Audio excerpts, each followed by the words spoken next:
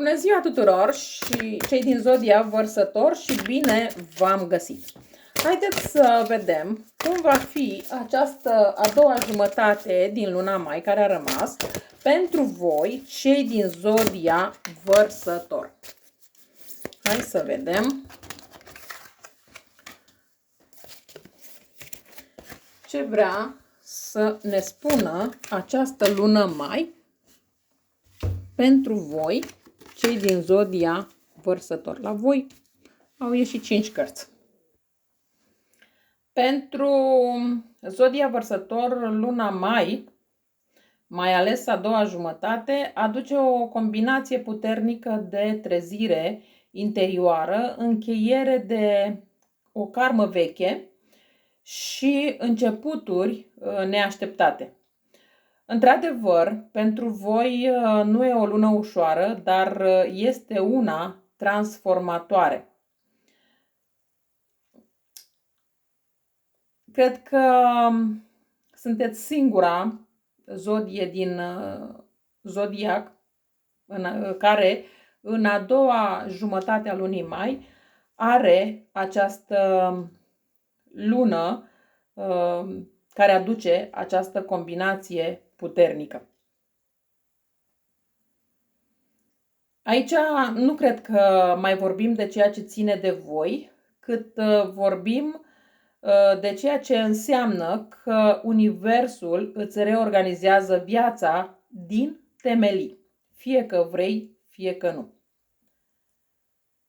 Din punct de vedere al finanțelor, ai impresia că nu mai există soluții financiare pentru tine, că ești prinsă, blocată, limitată, dar de fapt adevărul este că blocajul este doar în mintea ta, nu în realitate, pentru că în realitate tu ai ceea ce este necesar. Ai o relație destul de tensionată cu banii din cauza fricii de eșec sau rușinii de a cere de la alții bani împrumut sau chiar de a îndrăzni să-ți cumpere anumite obiecte, lucruri. E bine să ieși din acest autosabotaj și cere ajutor, renegociază sau chiar restructurează fără niciun fel de rușine. În iubire, aici e cea mai puternică energie a lunii. E o relație sau o situație sentimentală care te încurcă din punct de vedere emoțional, te derutează destul de mult sau îți declanșează frici adânci. În această lună mai, iluziile ies la suprafață. Minciuni ale altora sau autoamăgiri pot fi descoperite. Nu tot ceea ce pare intens este și sănătos. Luna îți cere să vezi clar anumite lucruri. Aici, pentru cei care au o relație extra și trăiesc intens această relație, să se gândească bine, pentru că acea relație extra nu este și sănătoasă pentru adevărata relație pe care o au acasă. Din punct de vedere al carierei, voi văd că aveți acces la o înțelepciune profundă, poți simți ce e potrivit pentru tine, dar trebuie să îți asculți întâi vocea ta interioară și mai apoi să acționezi. Poate că a venit timpul să-ți schimbi direcția în carieră, să explorezi o chemare mai spirituală, artistică, o activitate mai profundă pentru tine și destul de importantă. Decizia corectă nu vine întotdeauna din logică, ci din conexiunea cu sufletul tău. Așa că fă spațiu și ascultă-ți sufletul și vezi cum te poți redefini. Surpriza lunii pentru tine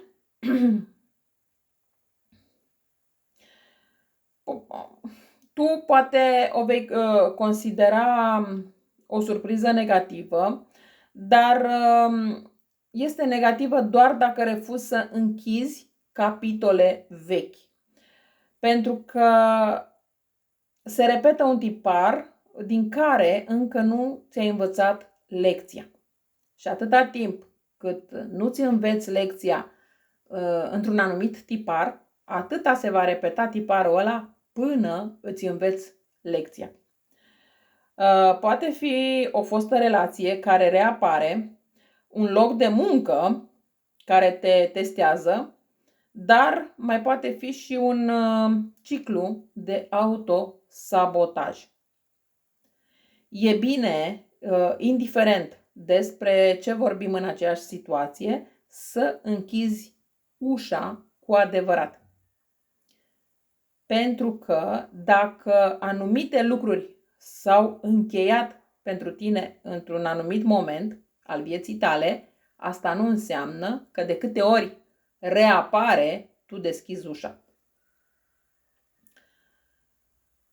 La energia generală pentru voi în luna mai, Universul îți cam cere să sari, să renunți la frică, la control, la cuvântul dar dacă.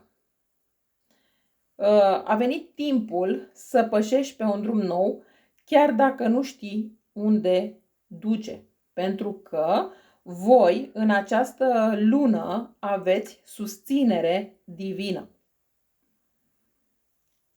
Dacă îți urmezi adevărul chiar și singur sau singură, vei câștiga libertatea reală, libertatea pe care tu ți-o dorești de foarte mult timp. Voi ați stat prea mult în frică, în confuzie sau poate chiar în compromis. Luna asta este despre claritate brutală, eliberare și curajul de a merge mai departe fără să știi totul.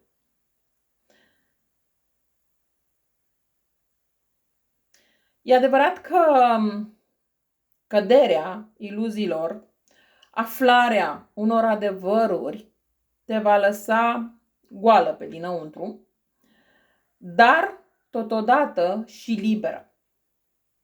Și de fapt, asta e începutul vindecării reale, vindecării tale.